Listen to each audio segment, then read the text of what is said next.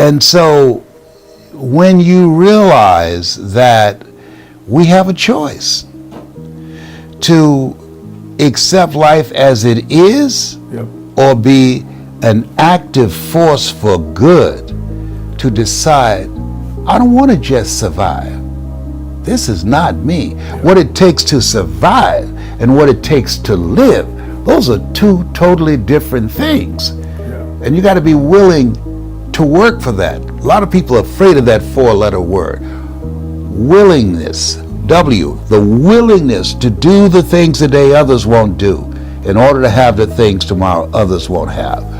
O, ownership of your life, taking full responsibility for where you are. George Bernard Shaw said that people that make it in his life, they look around for the circumstances they want, and if they can't find them, they create them.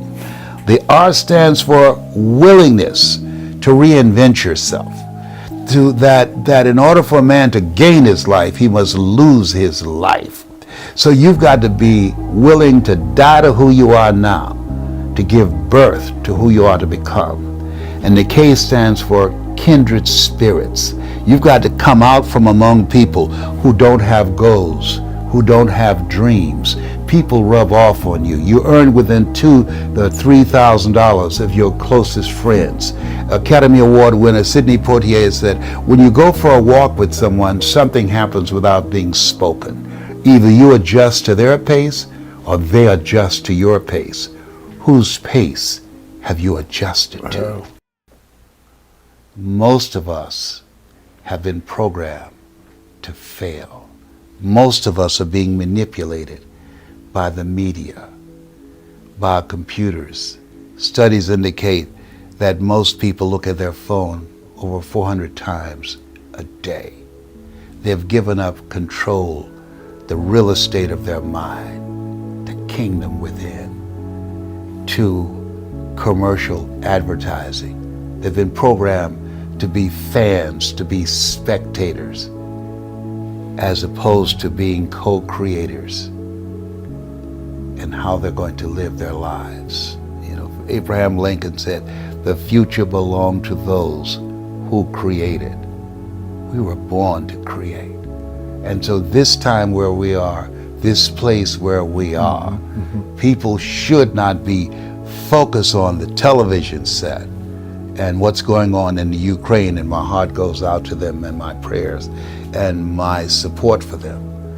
But they should be focused on, what kind of person must I become that will help me to learn how to turn adversity to my advantage? Because life is going to always be challenging. Think it not strange that you're faced to fiery furnaces of this world. You will, not you might, you will have tribulations. It's a part of the process. And so our goal is to master your kingdom.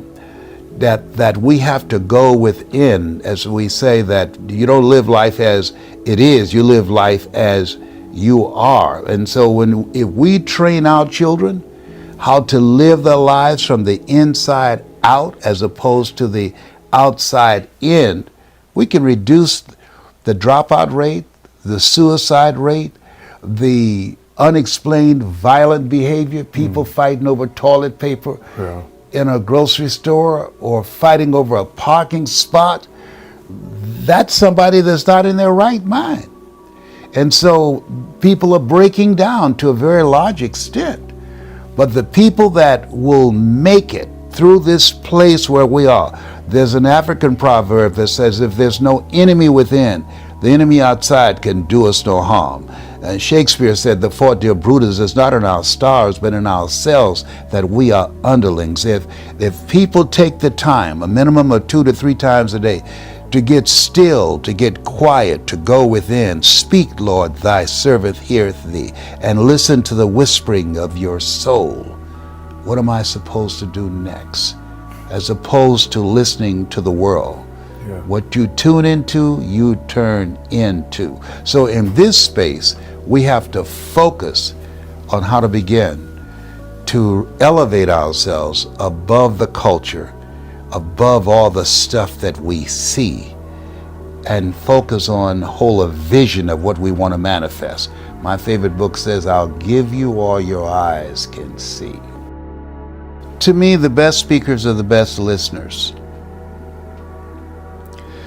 Watching and observing people, and most importantly, observing yourself. Because most of us go through life on automatic, based upon the programming, the things that's in our minds, that's governing our behavior that we're unaware of. Okay. The great anthropologist Margaret Mead, she was in a restaurant in London, and a waiter noticed her and he said, you know, there's several Americans here tonight. And she asked, is that right? He said, yeah.